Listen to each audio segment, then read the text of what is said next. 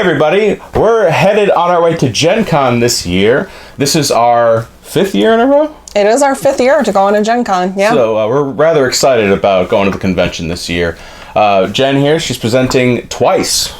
Want to tell us a little bit about what you're presenting at Gencon? So I'm doing a solo venture on trade day on building your board game collection in your library. That's in the morning.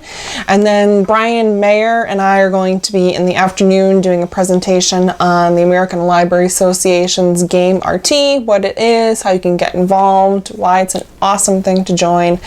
And you have one that you're doing in the afternoon, right? Yes. For those of you who don't know, Brian Mayer is the designer of Freedom, the Underground Railroad. An excellent cooperative game that really leaves an impact on you. So if you haven't checked that out already, please do so. I'm doing a presentation later in the afternoon with a friend of mine, Lawrence Plano. We're doing a presentation on building a board game group within your retail space and how to make the best use of social media to build that location. Should be good. We're getting ready. We're filming this quite a bit before Gencon. It's perhaps a week before we are leaving on Saturday. Before that, to do a little road trip before Gencon. So not everything has been announced yet.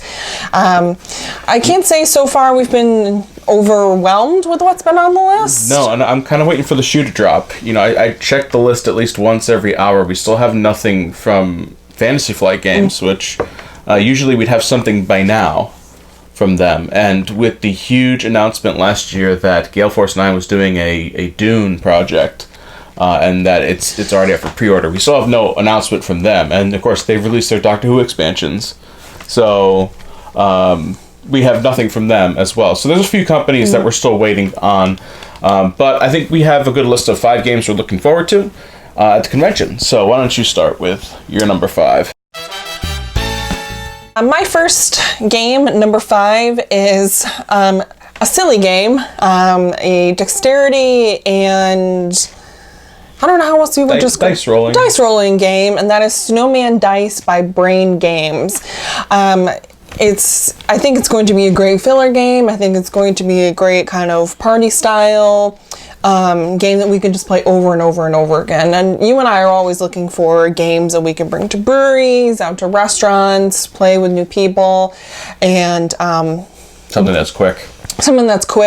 And Brain Games, I think, always has that really great, easy to learn, easy to teach, easy to play kind of thing going on. And I also love that it seems like it's in the same universe as Ice Cool 2, and Pyramid of Penguin. So it just looks cute. It's coming in this little adorable packaging. It looks like a snowball. Yeah. And the price on it is super great. It's like $15. So I think for the amount of times that we're going to play it, $15 is like an easy win for our perspective. This is one that I'm sure a lot of people are going to go, oh, you did the same thing over and over again. There's no replayability. It's $15. You're having a blast. Who cares? Yeah, so. I know. And, my nickname when it comes to flicking games is Dirt Shooter. So I'm looking forward to maybe changing it to Ice Shooter and keeping my reigning title as the worst flicker of all time. So that's my number 5, Snowman Dice by Brain Games. Mine is coming from Capstone Games. This is Watergate. This was surprising to me. Historical games are not something I usually associate with Capstone Games. I usually associate a lot of heavy Euro games with them. So to see them go into this avenue is fantastic. Twilight Struggle in 1960 is some of my favorite games out there, especially when you're talking about historical games. There's very few historical games that have given me the same rush that those two have. So I'm looking forward to Watergate because this is also something I was really fascinated with in college when I was studying history. Just the whole scene. And so finally having a chance to put this to a board game, I'm looking forward to it. I mean, you've got one player playing Nixon and the other players playing the editor of the Washington Post. So it's not really even just, Nixon versus the opposition. You're actually fighting against the newspaper, which I think is really, really interesting for me. So Watergate, my number 5 for Gencon. I'm excited about that one as well. I think the playing time is supposed to be a lot less than Twilight Struggle in 1960. Yeah. If there's one thing that holds us back from ever playing Twilight Struggle in 1960, it's the playtime. And we got a visitor, everybody. This is Aslan, our ginger jerk. He's the one that likes to bump the camera, by the way. So he's also getting a vacation. He's going to grandma's. So we need a vacation from them. We should mention, too, that we picked games that were different from each other, too. We didn't pick any similar ones, except for perhaps our hopeful one. Yeah. And I think when you would combine our lists, I would actually beat both of our top 10s. I think so. Yeah. I think so, yeah. There's a couple that we didn't include on here because we're likely going to get them when they come to retail and wait on them, or when they hit up on cool stuff. We're trying to make a more concerted effort this year to not purchase as much stuff and really kind of demo a lot more things and really be more selective too. We talk a lot about finite space, and we have, finite space. So my number 4 was a game that when I initially heard about it, I was super excited, and then I saw that the player count was 3 to 5, and we never play three-player games. They just never get to the table. No. Even when friends come over, they want to play all the games that are fun at 2 players and up. So we never get a chance to play 3+. So when the list came out on Board Game Geek, and I saw this listed, and I looked at the player count, and it said 2 players, I thought it was a misprint. And so then I went to the forums, and the designer himself said, yeah, we designed a really great 2-player system for this game. So that's Extraordinary Pirates by Forbidden Games. There have been a number of games of theirs that I've enjoyed. Forbidden Games is one that has an amazing turnaround time on Kickstarter, and I'm actually really excited to see Extraordinary Pirates. You know, I think I've said this to them when we saw them last year, but I feel like everyone's Kickstarter model should be like Forbidden Games, where they already have the game completely done. They already have all the nitty-gritty things figured out, and it's basically, here's the funding. They hit print. And then you have it within a super reasonable amount of time. Every single one of their games seems like it's followed that model, and I love that they have the deluxeified editions too, because both of us are... We often say that I don't really want to go to eBay after the fact of finding out a game that I like to spend upward of $600 to get the Kickstarter extras. Yeah. So... Yeah. Would you like the Kickstarter extras? So I have like a tie on my number 4. I totally cheated. Totally cheated. I couldn't decide. So I have, for my number 4, 4 and 4.5, Ticket to Ride London by Days of Wonder, and Welcome to the Spring maps and the summer maps. I guess that's even 3 things, isn't it, technically? Well, you really cheated. I'm so cheating. I'm sorry. So I think we were really surprised by how much we liked Ticket to Ride New York last year. A pleasant surprise. Yeah, a definite pleasant surprise. It's got that wonderful portability going on with it. You'll probably see a common theme with a couple on here, where we like to bring things places and play them out in the wild, I call it. I'm super excited that Ticket to Ride London has the double-decker buses, right? Yeah. And it should be fun. You know, again, for the price point, I think it's $20 that, you know, you could play over and over and over again and not get really sick of it. And then the Welcome to maps, I'm excited about those because the spring one has Easter eggs, right? And then the summer one has ice cream trucks. And that's another game that we just play all the time. The replayability on it is just wonderful. And I think almost everyone that we've shown it to has really enjoyed Welcome to. I only have one complaint. What's your complaint? I want a big box, Deepwater Games. Oh, yeah. Can you please release maybe a deeper box to fit all of the pads that we have? Yeah, our pads are starting to overflow now, and if we pick up these next 2, it'll be even more. You know, and I love that they're really embracing how popular Welcome to has become, and you know that you have all these different maps, and each map is $10, and you get 100 sheets a piece. So again, like, you know, you can play over and over and over and over again and get a really great value for what you've paid for it. So those are my number 4s. All right, so for number 3, I think we're going to start with you. So number 3 is one that we've been pretty excited about for a while. We had thought about kickstarting this one. And it wasn't the right time. Yeah, sometimes, everything just comes all at once. You got like car taxes and water bills and stuff like that. And we're pretty selective with the stuff that we do kickstart. It has to be something that I think has a lot of the special add-ons. Or something incredibly nostalgic. Thank you, Restoration Games, for Fireball Island. Yeah, that's definitely... Yeah. So my number 3 is Lockup by Thunderworks Games. Sorry about that, everyone. That's our AC kicking in. Yeah. When Matt picked up Role Player last year at Gencon, that I think was our favorite game of last year that was not brand new.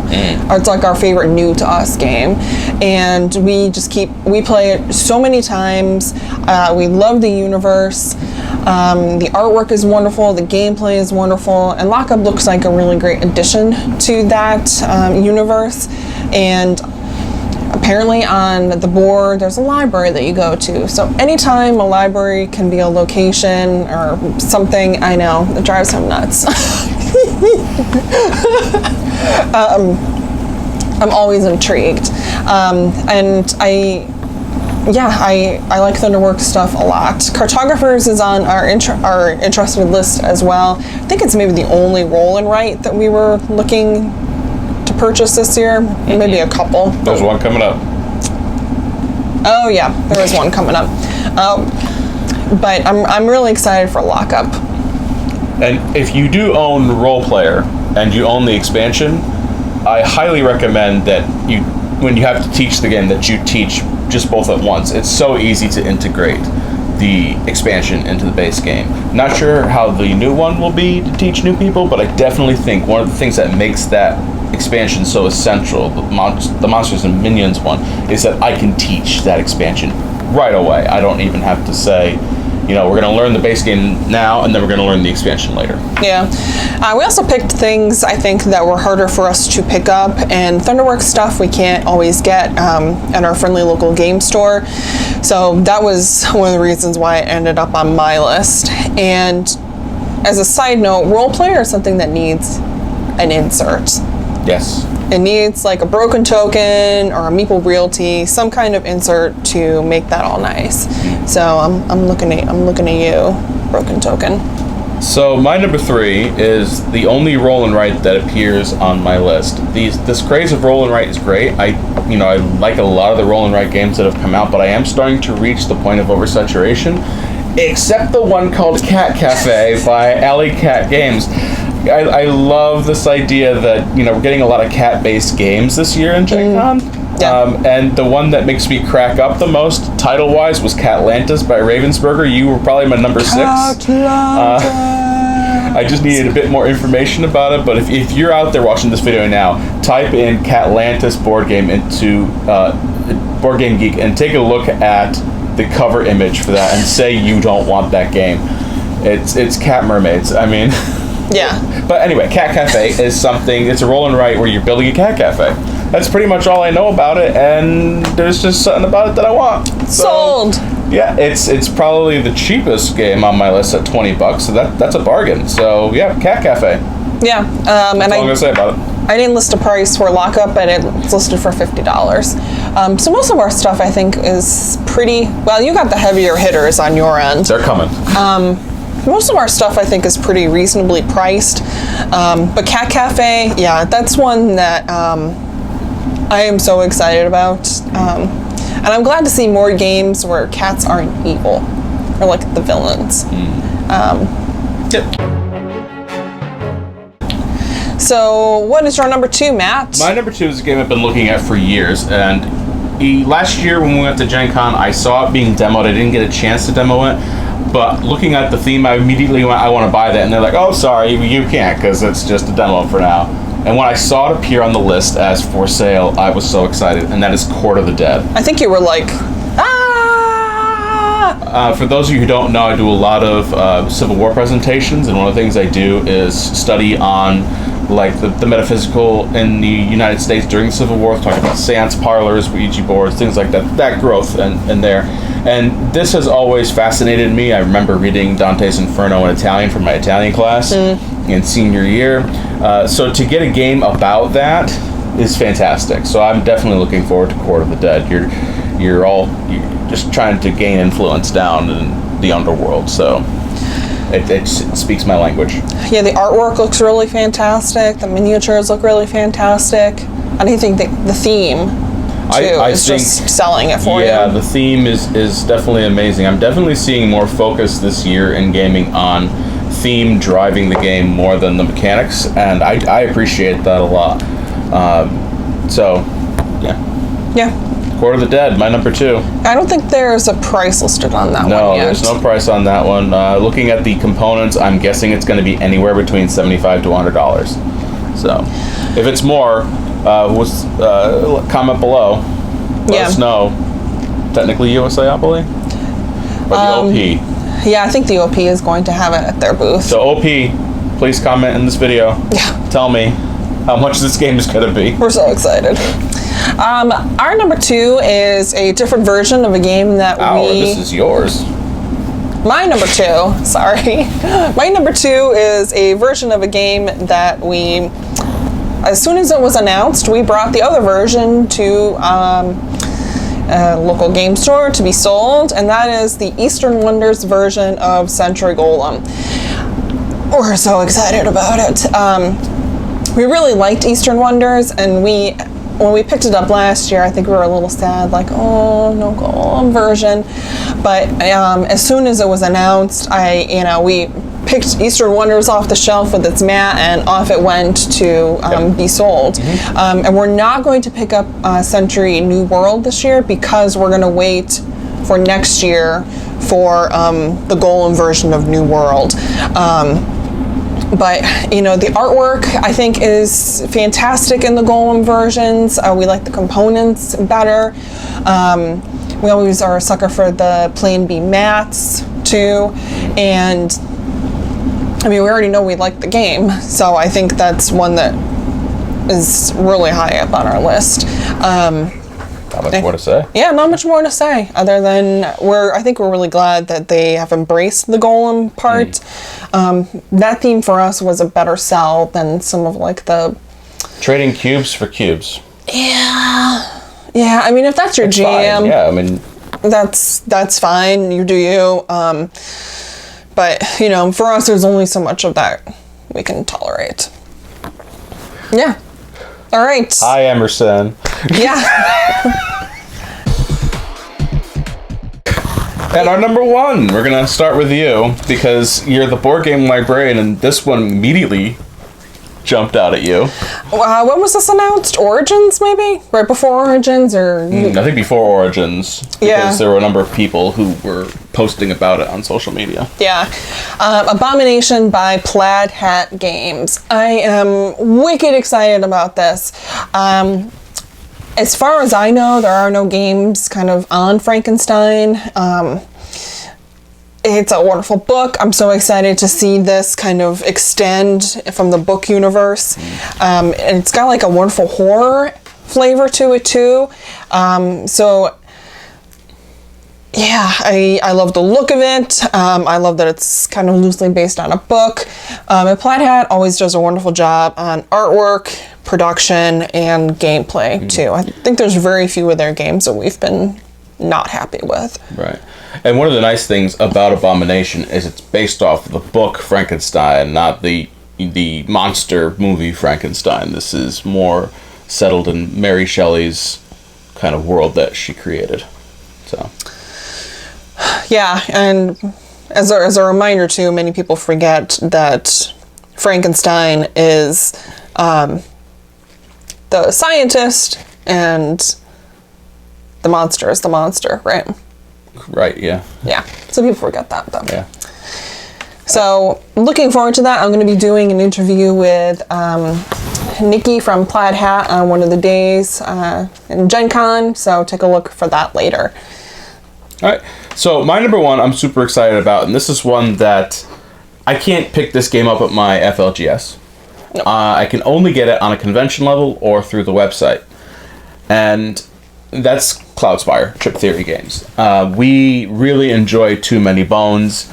It's just a game that's so much fun, and to see that company create a tower defense game, I'm interested. I do like the idea of tower defense, but I haven't quite found the game that grasps that for me. So Cloudspire, my number one, and yes, I'm a sucker for being in the moment at a convention and Chip Theory Games. If you sell me everything at once, I will buy it from you. That is true. Especially if you have metal coins. I don't think that exists in this game, but anyone who's watching this and getting ready for Gen Con, if your game has metal coin add-on, I won't push back on that. Just throw it in the bag and charge me the extra money. Oh yeah, because that's how it goes with me. Yeah, I think that's one of the things that we are looking to get more of this year too, are upgrades for a lot of our games, and some more inserts. There's a couple of games that desperately need inserts, and I think we'll play more. One of which is Gloomhaven. Yeah, that's I don't know why we didn't buy that right away. I think for Cloudspire too, we're more likely to buy at a convention because of shipping. Yep. And it's just more convenient too.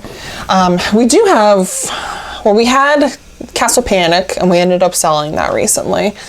But that's a cooperative tower defense. This one is actually a competitive, and that's what really makes me interested in Cloudspire. Yeah, we have Stronghold too. Stronghold. We hadn't played that in a while. We do love Stronghold.